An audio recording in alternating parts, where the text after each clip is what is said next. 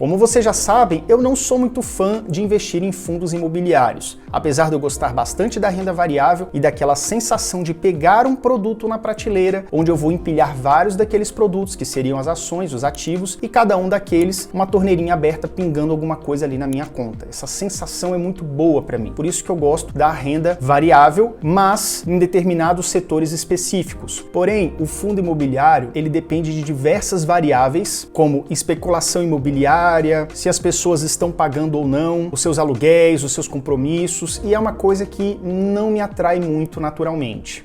Eu vou abrir uma exceção e vou depositar R$ 1.500 aproximadamente em cotas desse fundo imobiliário. E o nome dele é CPTS11. O CPTS11 foi criado em 2014 e é considerado um fundo imobiliário antigo. Quanto mais antigo, melhor, mais robusto e mais confiável ele é. Esse fundo tem uma qualidade de gestão comprovada que, nesse momento, é negociado com um grande desconto em relação ao valor patrimonial. O desconto é pontual, ainda efeito da deflação, o que gera uma ótima oportunidade de negócio. Nós sabemos que o CPTS11 ele é um fundo de papel e não um fundo de tijolo. E qual que seria a diferença entre um fundo de papel e um fundo de tijolo? Os fundos de papel são aqueles que não realizam investimentos no imóvel em si, mas sim papéis relacionados ao mercado imobiliário, como letras de crédito hipotecário, LCI, as letras hipotecárias, LH, e os certificados de recebíveis imobiliários, CRI, e até mesmo em cotas de outros fundos imobiliários. Já os fundos de tijolo são fundos imobiliários que realmente têm a propriedade, a posse daqueles imóveis, ou seja, realmente investem em shoppings, em salas comerciais, em logística, são detentores do patrimônio. Como eu mencionei, o valor de mercado desse ativo está abaixo do seu valor patrimonial. O valor patrimonial é feito quando o fundo ele contrata uma empresa terceirizada para fazer uma avaliação de todos os imóveis envolvidos nesse fundo, para saber qual o patrimônio total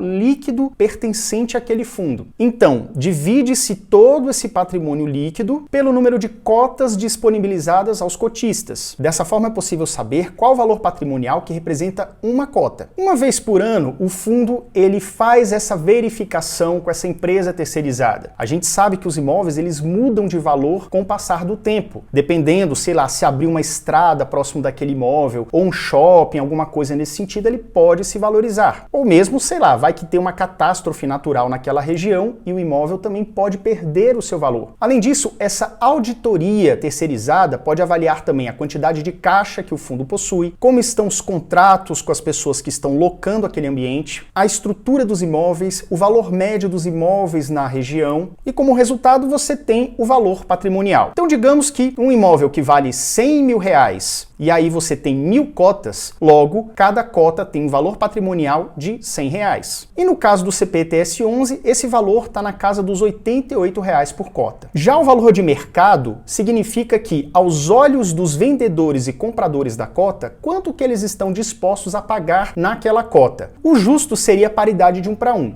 Ou seja, se a avaliação patrimonial deu R$88 mais ou menos, é justo que o valor de mercado também seja R$88. Mas, atualmente, está bem abaixo disso, por volta de R$75 na data da gravação desse vídeo. Alguns fatores que podem causar essa diferença entre o valor de mercado e o valor patrimonial pode ser uma desocupação brusca dos imóveis, reduzindo a renda desse fundo imobiliário, inadimplência ou, por exemplo, um fator externo como a questão das Americanas, por exemplo. Se uma grande rede de varejo que ocupa boa parte desses imóveis e ele deixa de pagar de repente o aluguel, você vai ter um impacto considerável no rendimento daquele fundo. E isso reduz naturalmente o dividend yield daquele fundo e, consequentemente, tem uma desvalorização. Por outro lado, como eu já mencionei, se tem alguma melhoria na região, alguma coisa nesse sentido, mais segurança, mais infraestrutura, é natural que o valor do imóvel possa aumentar. Dessa forma, eu considero que o CPTS11 é uma boa opção para investimento em fundo imobiliário. Também por ter uma boa diversificação de investimento em outros fundos imobiliários consolidados dentro da sua carteira, como por exemplo o TRFX11, que tem mais ou menos 36,26% de participação, o MAUS Brasil Plural, MAU11, 8,35% e BTG Pactual Logística, BTLG11, com mais ou menos 10,34%. Ou seja, considero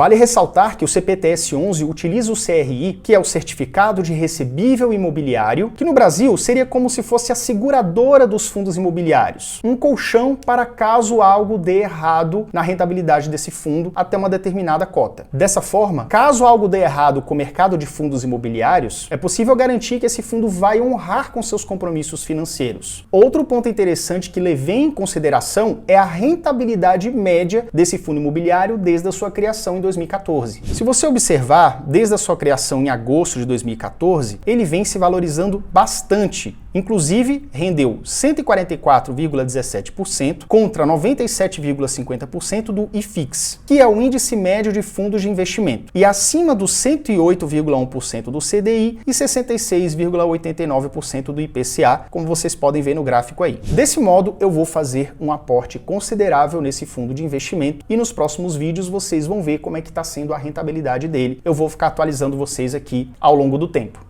Mas me diz aqui nos comentários, você gosta de investir em fundo imobiliário? Você é mais conservador? Você é mais agressivo? Conta aí pra gente trocar uma ideia aqui nos comentários. E vejo vocês no próximo vídeo. Valeu, até logo e tchau, tchau!